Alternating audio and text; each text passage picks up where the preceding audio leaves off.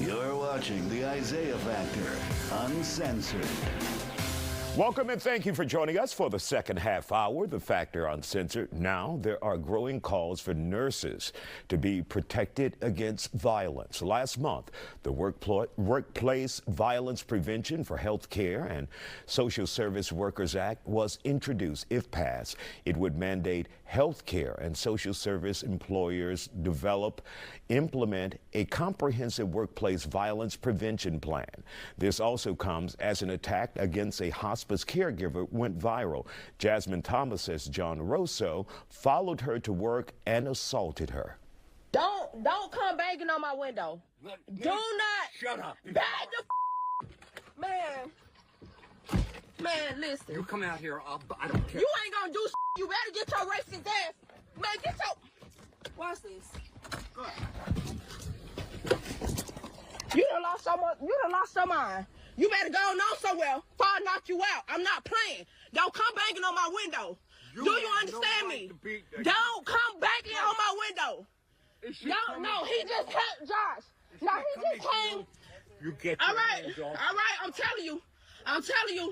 No. Cause I'm wrong. You just hit me. No. Call him, cause I got it on camera. Call him. Okay, step over. What's wrong with you? Step over to What's wrong with you? And I'm finna call the police. You done lost your mind. That's way too much. I'm exhausted watching it. Rosso has been charged with misdemeanor assault and battery. National Nurses United says more than 80% of nurses in our country experience at least one type of workplace violence last year. Now, the most common types of violence are verbal and physical threats. Joining us to talk about it tonight, Crystal Roney-Smith, a nurse practitioner and owner of Lush RX, and Naomi Childs, nurse and education manager of Kindred Hospital. So guys, have you ever experienced anything at the hospital? Obviously you have your own business, your own practice now, but at the hospital where you were met with violence? First of all, happy Nurse Week. I feel like that's why I kind of ran away. You start feeling unprotected as nurses over a period of time because in a lot of these situations, like the Wild Wild West, you got the doctors throwing clipboards at you, and you got patients, slapping you, and demented patients groping on you. So it's pretty wild. Absolutely. Naomi, I assume it's a tough life. Absolutely, very tough. You just never know what you're gonna get, and unfortunately we can't protect ourselves.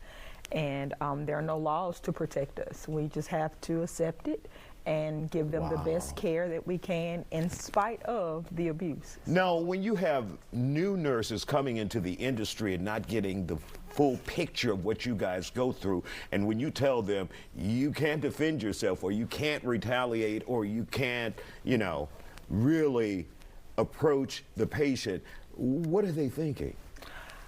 They cry, maybe. No, but like in most organizations, there's not a nationwide initiative to protect nurses, but what they do is they provide, institutional training to kind of help you in these situations where you feel unsafe. We do have like a emergency latch that we can, pull if need be that goes to the front desk, but they're really, if you think about it, the hospital does not have metal detectors. There's not cameras inside room because that's a violation of privacy. We do not know the background of any of our patients coming in, and that's a scary situation. On top of that, you also have patients that have mental disorders that are undiagnosed, such as schizophrenia and bipolar disorders, and these are triggered by certain illnesses, and so it really takes a strong person to be a nurse, and nursing is not for the weak. And I'm telling you how old I am because I remember the orderlies would come in and help. Does that even exist anymore? No. I've been watching too much TV. Oh, no orderlies. So you guys are there by yourselves and you have to deal with it. Absolutely. Mm-hmm. So what is that like, Naomi? And did you ever experience anything? Oh, absolutely, all the time. It is just, you have to stand your ground.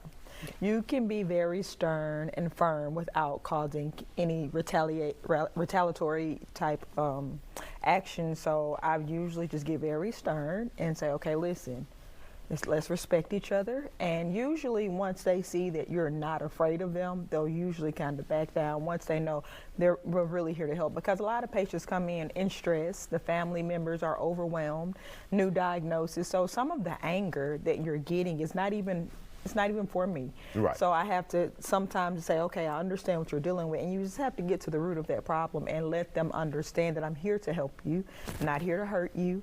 And once they understand and they see you get on a level with them where you can relate, they'll usually sometimes back down, unless, like she said, it's schizophrenic, bipolar. And in those instances, we do have to do like one-on-one. We have to call security. So we have other measures that we usually put in place. But typically, a lot of times, it's just out of anger. It's out of, I'm overwhelmed. I don't know what's next. I'm afraid. And so you just kind of get it. And as a nurse, we understand that. And it's like, okay, I understand, but let's still respect each other. Absolutely. And you touched on another issue there, which is a whole nother problem. We're talking about family members who may be aggressive and upset, and it's hard to even communicate with them when they're seeing red. Right. I feel like in that case, you know, going back to what she says, communication is key. And a lot of times there's cues and things that we look for as nurses to kind of like, and we give really good report to each other. And so, for example, if there's a family member that's being a little difficult, we actually will talk about that in our report and kind of put places and things in place to kind of protect us. Or if we actually, if the hospital you work for, you can actually ask for that patient to leave.